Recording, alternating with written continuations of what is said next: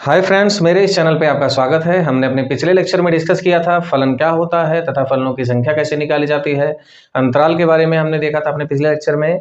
इस लेक्चर में हम बात करेंगे फलनों के प्रकार के बारे में। ठीक है, कितने प्रकार के फलन होते हैं और उनकी संख्या कैसे निकाली जाती है, हम पहचानेंगे कैसे कौन सा क्या है क्या नहीं है। ठीक, उसे हम अपने इसी लेक्चर में डिस्कस करते हैं। वीडियो में लास्ट तक बने रहिए ताकि चीज़ें आपकी क्लियर हो सके। जहाँ भी डाउट हो, कहीं भी कोई दिक्कत हो, उसे कमेंट सेक्शन में कमेंट करके पूछ लीजिएगा, मुझे अच्छा लगेगा। अब हम आज का लेक्चर अपना स्टार्ट करते हैं और बात शुरू करते हैं। देखते हैं क्या करना है हमें।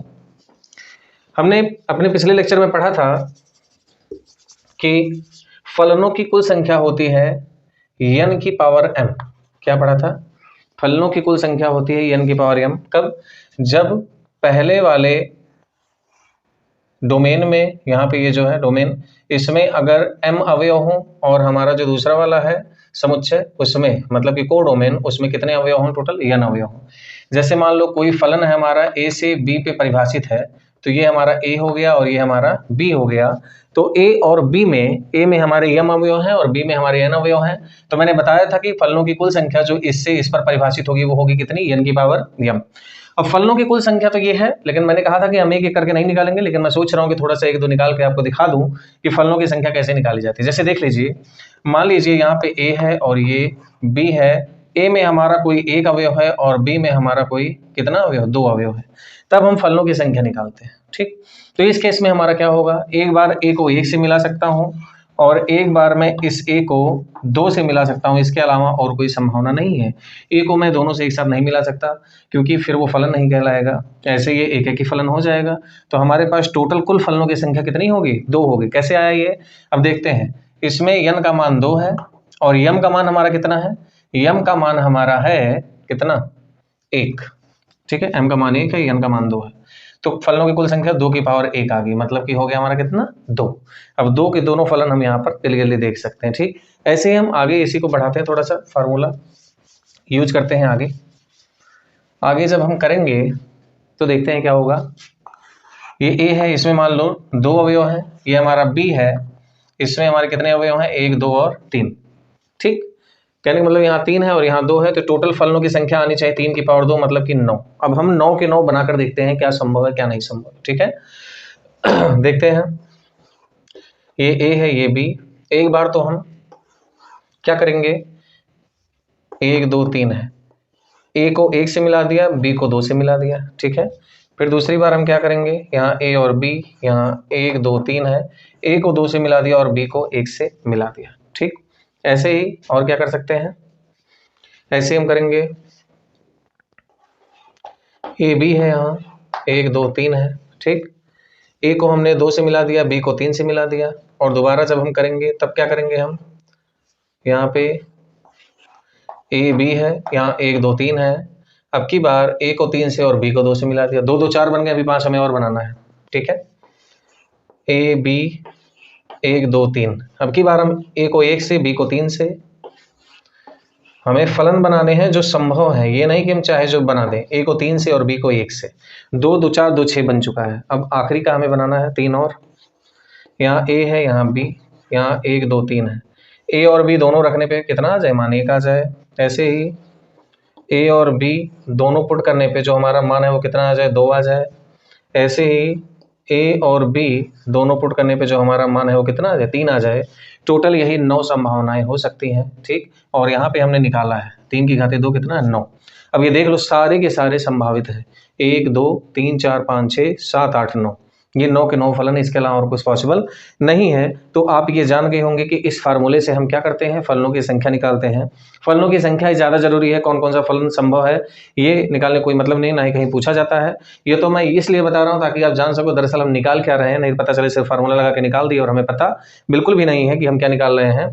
तो यही हम निकालते हैं। ठीक है, कितने फलन संभव हैं जबकि ए में 2 अवयव है और बी में 3 अवयव है। तो ए से बी में परिभाषित कुल फलनों की संख्या या कुल मैपिंग की संख्या, कुल प्रतिचित्रण की संख्या। ठीक है, हमने ये निकाल लिया।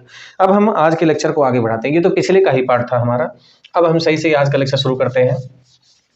अच्छे से देखिएगा, बढ़िया से एक एक चीज समझते चलिए। देखते हैं हम फलनों के प्रकार, काइंड्स ऑफ फंक्शन या types of function. Kinds of function.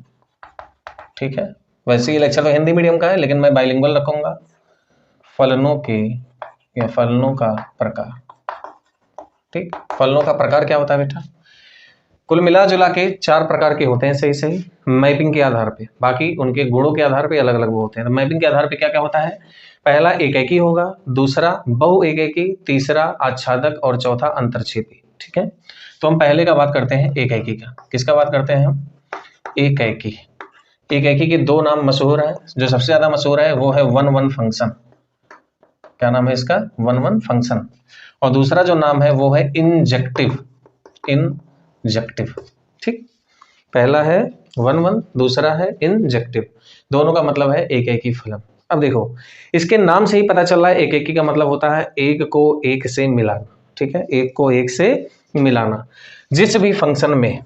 इसके कई तरीके से मैं आपको समझाता हूं। अभी ए है, बी है, सी डी ई, ठीक, इसका प्रत्येक अवयव इसके सिर्फ और सिर्फ एक एक अवयव से जुड़ा होना चाहिए। भिन्न भिन्न अवयव से जुड़ा होना चाहिए। ये नहीं कि ए और बी मिलके सी ला रहे हैं, सी से कनेक्टेड है, ये बिल्कुल भी नहीं होगा, वो बहु एकेकी में आ जाएगा। ठीक, कहने का मतलब ए से बी में अगर कोई समुच्चय परिभाषित है तो ए का प्रत्येक अवयव इसके अलग अलग अवयव से संबंधित होना चाहिए। कोई भी 2 अवयव सेम अवयव से संबंधित नहीं होंगे। अगर व्यवहारिक तौर पे मैं बताऊं तो x का अलग अलग मान रखने पे y का अलग अलग मान हमें मिलना चाहिए किसी भी फंक्शन में। अगर अलग अलग मान नहीं मिल रहा है तो बहु एकेकी होगा, और अगर एक ही अलग अलग मान मिल रहा है हमें तो वो एकेकी होगा। ठीक है, तो ऐसे हम कर देंगे। जैसे देखिए, अब इसमें कितना संभव है टोटल? ए को ऐसे से मिला सकते हैं। अभी देखते हैं हम कि एकेकी फलनों की संख्या कैसे निकलेगी। इसको इससे मिला सकते हैं, है ना। और क्या कर सकते हैं हम? यहाँ ए है, यहाँ बी है, यहाँ सी डी ई है। ए को डी से, बी को सी से मिला सकते हैं। अच्छा, और क्या कर सकते हैं? ए बी है और यहाँ पे सी डी ई है। ए को डी से, बी को ई से मिला सकते हैं। और क्या कर सकते हैं इसमें हम? A B C D E, हम ए को ई से और बी को डी से मिला सकते हैं। और एक संभावना भी पॉसिबल है, यहाँ पे ए है, यहाँ पे बी, ये सी, ये डी और ये ई हो जाएगा हमारा। ए को सी से, बी को ई से मिलाया, और ए बी है, सी डी ई है, ए को ई से और बी को सी से मिलाया। टोटल यही 6 केसेस पॉसिबल हो सकते हैं। 1 2 3 4 5 और 6 केसेस पॉसिबल हो सकते हैं। ठीक है, ये संभव हुआ।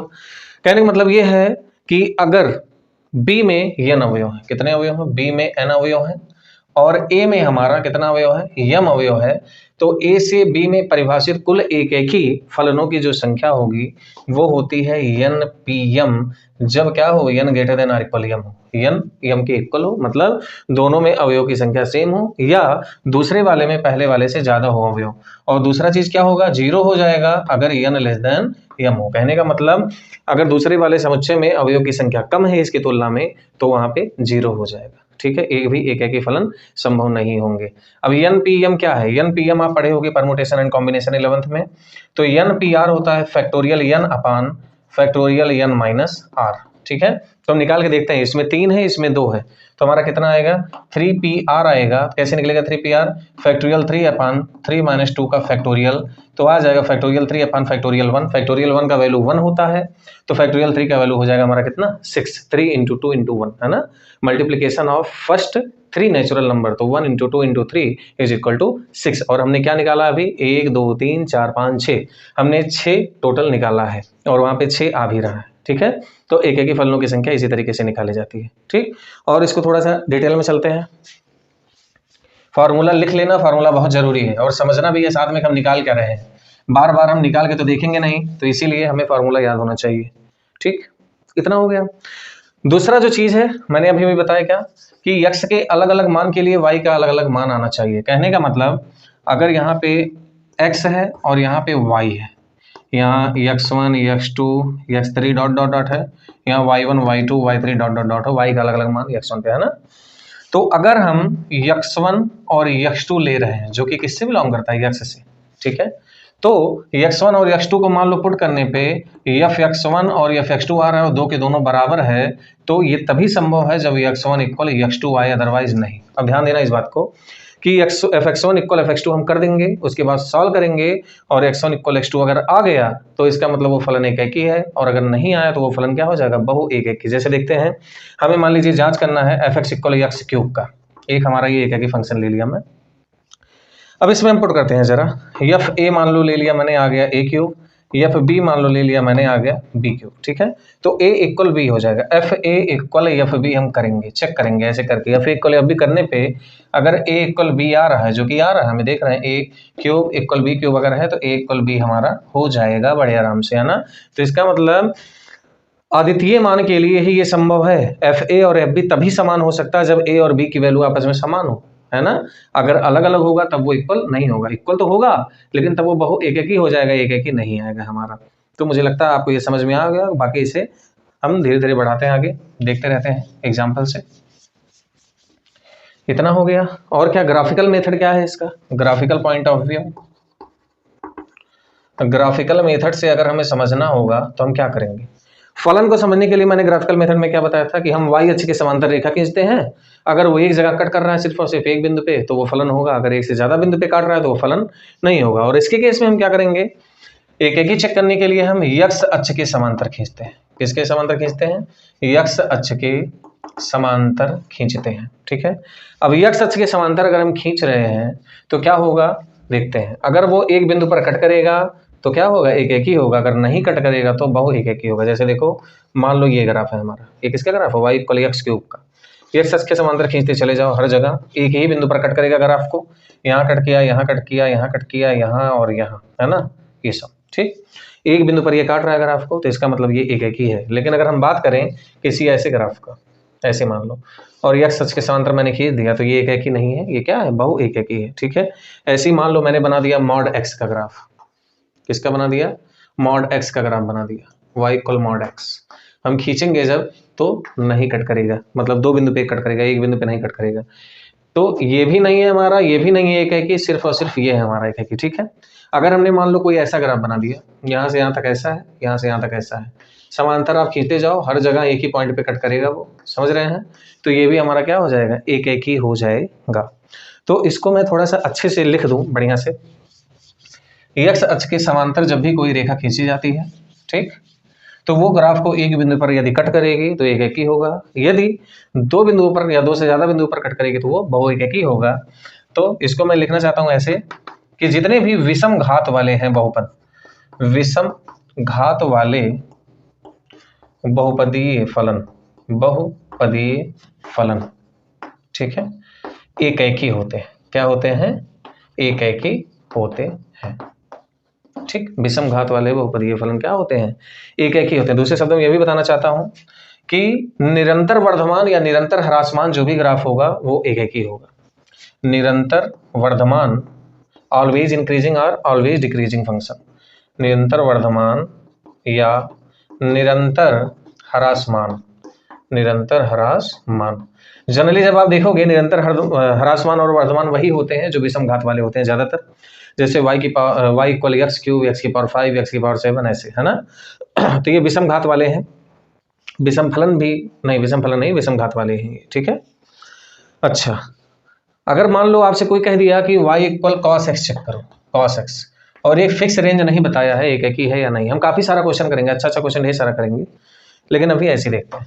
अगर फिक्स डोमेन नहीं बताया है तो y इक्वल कॉस एक्स ऐसा कुछ होगा, यहाँ से यहाँ तक हम काटेंगे जब ऐसे तो ये कई बिंदुओं पर कट करेगा। ये फलन तो है लेकिन ये एक एक ही नहीं है, ये क्या है हमारा, बहु एक एक ही है। क्या है हमारा, बहु एक एक ही है। देखो जो मान x के यहाँ पे आ रहा है y का, वही यहाँ भी आ रहा है, सेम मान प्राप्त हो रहा है हमें, वही यहाँ भी, वही यहाँ भी, वही यहाँ भी, और ऐसे बढ़ता चला जाएगा। तो एक एक ही का सीधा सीधा फंडा यही है कि x का अलग अलग मान रख रहे हो तो y का अलग अलग मान मिलना चाहिए। अगर x का कोई भी दो मान रख दिया और y सेम मान आ गया तो वो एक एक ही नहीं है। जैसे देखो y इक्वल अगर एक्स स्क्वायर दिया है, एफ एक्स इक्वल, तो हमने क्या रख दिया, f1 रख दिया तो भी 1 आ रहा है, f-1 रख दिया तो भी 1 आ रहा है, तो इसका मतलब ये एक एक ही नहीं है। हमें y का दो मान मिलना नहीं चाहिए x के मान पे। ठीक, आगे देखते हैं। अब जो एक एक ही नहीं है वो क्या होगा, अंतर बहु एक एक ही होगा। क्या होगा, जो एक एक ही नहीं है वो क्या होगा हमारा, बहु एक एक ही होगा। अब देखते हैं बहु एक एक ही फंक्शन। ठीक, बहु एक एक ही फलन, बहु एक एक ही फलन में एक एक ही का सब उल्टा होता है। इसमें जो ग्राफ बनेगा एक से ज्यादा बिंदुओं पर काटेगा, more than 2 points, more than 2 points. ठीक, कट करेगा वो ग्राफ। दूसरा चीज, अगर x1 और x2 इक्वल नहीं है तो भी हमारा fx1 और fx2 इक्वल हो सकता है। x1 x2 इक्वल नहीं है तो भी हमारा fx1 और fx2 इक्वल हो सकता है, मतलब x1 और x2 के अलग अलग मान के लिए जो y का मान है वो सेम हो सकता है, कोई दिक्कत नहीं है ना। और तीसरा चीज है, अगर कोई ग्राफ ना तो निरंतर वर्धमान है ना ही ह्रासमान है, मतलब पहले वर्धमान हुआ फिर ह्रासमान हुआ तो ठीक है। जैसे देखो कोई ग्राफ ऐसा है हमारा, ऐसा कुछ, तो ये पहले यहां से यहां तक वर्धमान फिर ह्रासमान फिर वर्धमान है, काटेंगे तो एक से ज्यादा बिंदु प्रकट कर रहा है, मतलब ये बहु एककी होगा, है ना। कहने का मतलब हम कह सकते हैं इसे, if graph of a function is neither strictly increasing nor strictly decreasing then function will many one. बहु एककी का जो इंग्लिश होता है वो होता है क्या, मैनी वन फंक्शन, ठीक है। बहु एककी, मैनी मतलब बहुत, एककी मतलब वन, ठीक, वन वन। तो ग्राफ अगर दो से ज्यादा बिंदु प्रकट कर रहा है, दो या दो से ज्यादा, तो बहु एककी होगा। और क्या है, यहाँ पे x1 और x2 इक्वल नहीं है तब भी इनका मान सेम आ रहा है, ठीक। दूसरा चीज हमें क्या समझना है, दूसरा चीज हमें ये समझना है कि अगर कोई फलन एककी नहीं है तो वो बहु एककी होगा, ऑटोमेटिक हम जान जाएंगे। अगर बहु एककी नहीं जांच कर पा रहे हो आप तो एककी वाला जांच कर लो, अगर एककी नहीं है तो वो क्या हो जाएगा, बहु एककी हो जाएगा। और एक चीज हम देखते हैं, number of many one function, मतलब बहु एककी फलन की संख्या, बहु एककी फलनों की संख्या, फलनों की संख्या क्या होती है, देखते हैं। अगर n हमारा greater than or equal m है तो जो एककी नहीं है वो बहु एककी है ना। तो n greater than or equal m में क्या होता था, संख्या एककी का npm होता था। तो यहाँ क्या हो जाएगा, फलनों की कुल संख्या में से एककी वाला घटा दो। कुल संख्या कितनी थी, n की पावर m, उसमें से हमने एककी वाला माइनस कर दिया तो ये हमारा हो गया बहु एककी वाला, ठीक। दूसरा चीज, ये तो n greater than or equal m के लिए था, जब n लेस देन m था तब कितना था, यहाँ पे 0 था एककी की संख्या। तो जब एककी 0 है तो इसका मतलब जितना फलन है सबके सब बहु एककी है।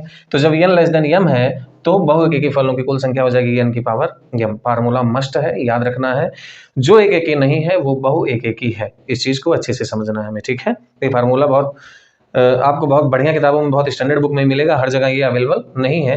तो इस चीज को अच्छे से नोट करें और सीखें, डायरेक्टली उसे फाइंड आउट कर सके, है ना। जैसे कभी कभी पूछ लेता है कि how many injective function can be possible, कितने इंजेक्टिव फंक्शन एककी फंक्शन पॉसिबल हो सकते हैं, तो आप सीधे फार्मूला निकाल सकते हो npm, है ना, पुट कर सकते हो। नहीं तो आप काउंट करोगे बना बना करके तो चीजें हमारी क्या हो जाएंगी, गलत हो जाएंगी, थोड़ी सी पेचीदा हो जाएंगी। अब बहु एककी हो गया हमारा, आगे बात करते हैं ऑन टू का, आच्छादक का, ठीक है।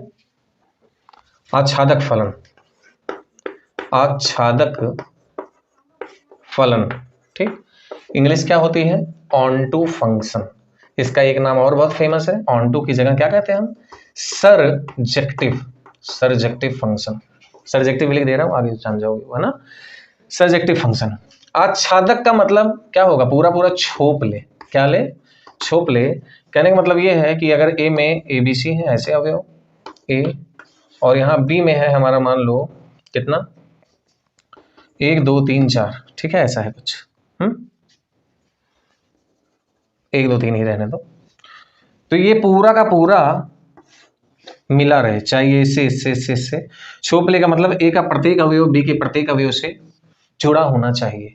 अब यहाँ पे ये जरूरी नहीं एक ही रहे या बहु एक ही रहे, बस कंप्लीट बता हो, ये तीन के तीनों अगर एक से भी संबंधित है तो भी दिक्कत नहीं है। लेकिन यहाँ पे बी में कोई भी अवयव बचा नहीं होना चाहिए, कोई भी अवयव बचा नहीं होना चाहिए, ठीक, बचा नहीं होना चाहिए, ठीक।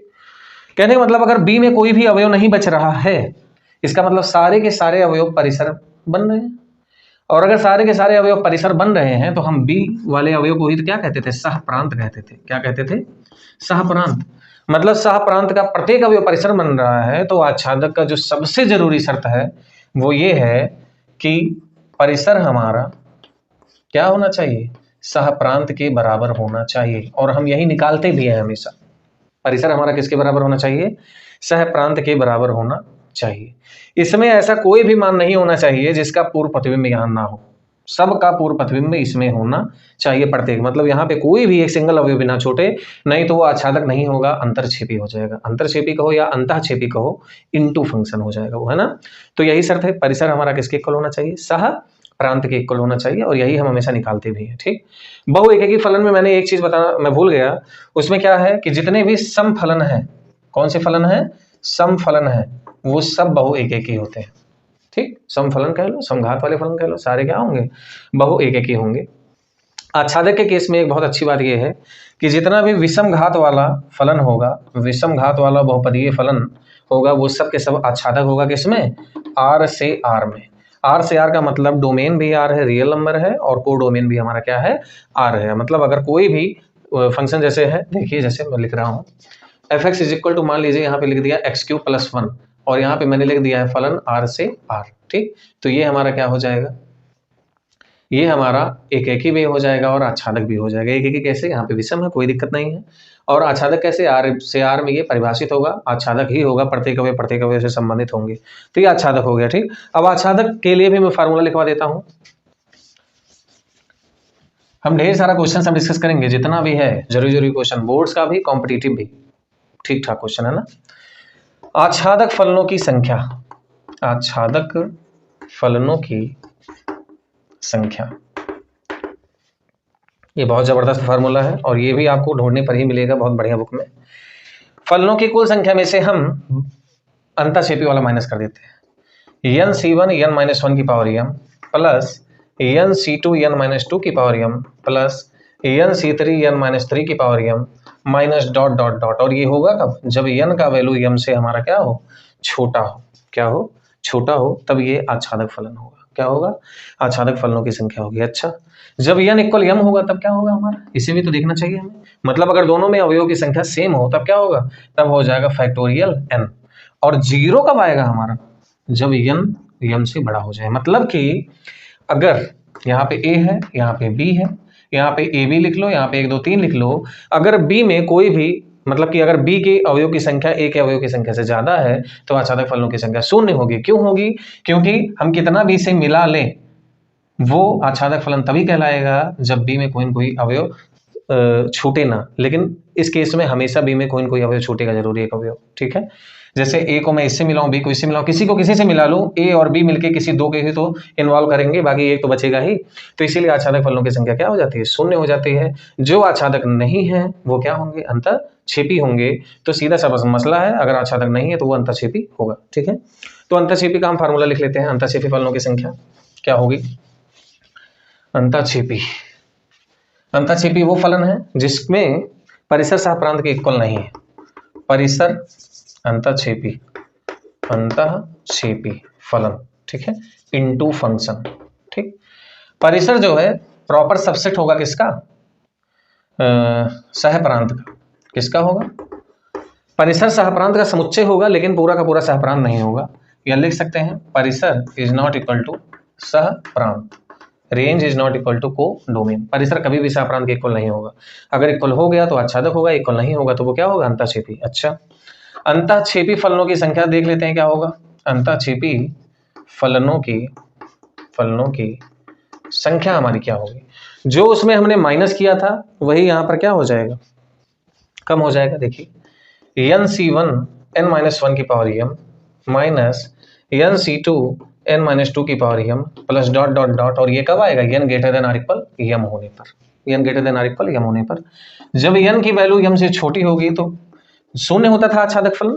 आच्छादक फलनों की संख्या कितनी होती थी, शून्य होती थी, नहीं शून्य नहीं होती थी। ठीक है, यही हो जाएगा n की पावर m। ठीक, इतना आ गया। तो ये लेक्चर हम क्या करते हैं, यहीं पे खत्म करते हैं।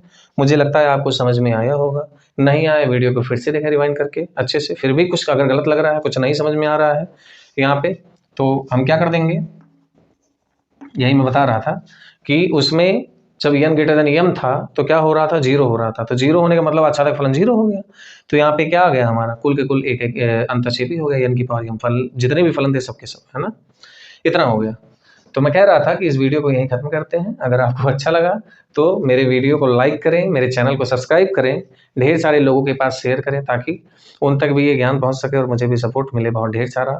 और बोर्ड्स वाले बच्चों के लिए तो ये समझ लीजिए वरदान है एकदम।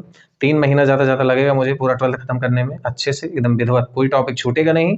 ज़्यादातर जितने भी स्टैंडर्ड क्वेश्चन मैं सारे अच्छे क्वेश्चन डिस्कस कर दूंगा, ताकि आप एनडीए जेईई मेंस वगैरह के क्वेश्चन भी टैकल कर सकें 12th से रिलेटेड जितने हैं। ठीक है, बहुत बहुत धन्यवाद आप सबका। ठीक, थैंक यू सो मच।